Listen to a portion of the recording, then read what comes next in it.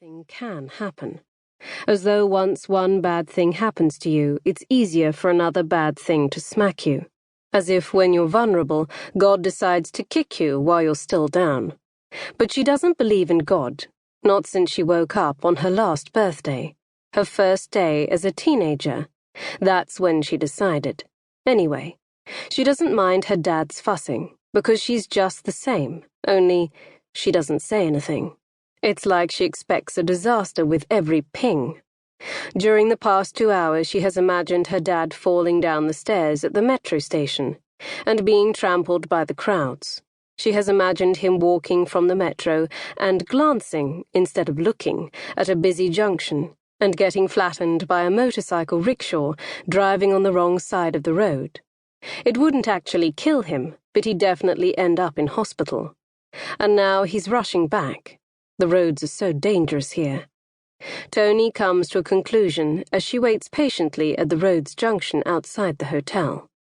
She should worry about bigger things instead of stressing about traffic accidents. She should upscale to the apocalypse.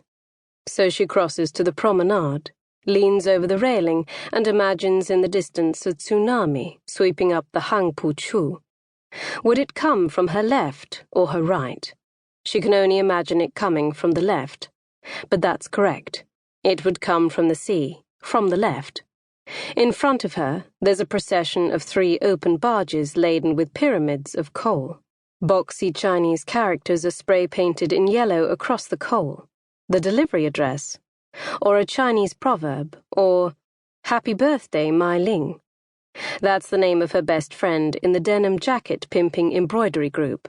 The tsunami roars towards the bund. She grips the steel railing, and the leading edge of the wave lifts the coal barges so that they're half as high as the buildings of Pudong on the opposite bank. Yellow-coated coal pours as easily as cornflakes from a box.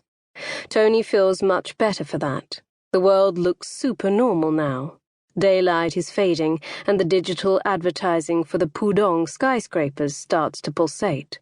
Dunlop to Range Rover to I Heart Shanghai. She wheels around too quickly, for she now attracts attention. It's not as though she looks foreign. Her hair is dark, but when anyone sees her ice-grey eyes, they seem to freak out. She must look like a ghost. 2 girls with that Harajuku look. White net tutus, white lace-up high tops, and preppy tight sweaters smile at her, take out their smartphones, and snap her photo. She snaps them back. They're delighted. Tony could get used to this place with all the smiley faces.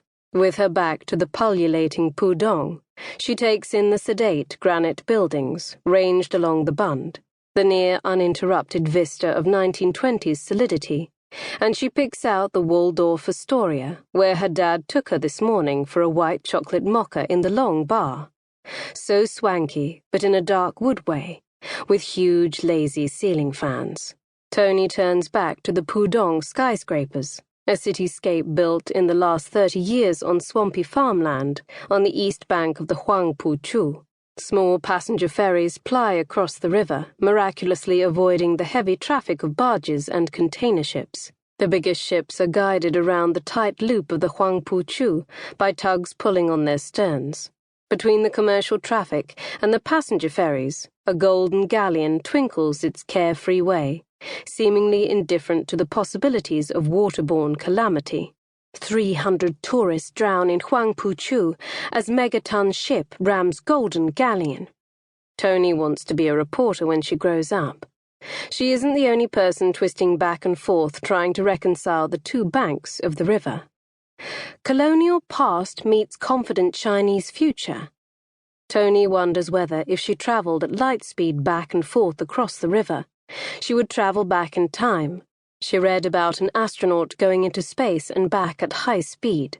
He lost a second, or something.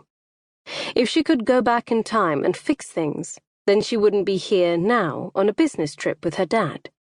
He'd said she could stay home with a friend, but she knew he wanted some company.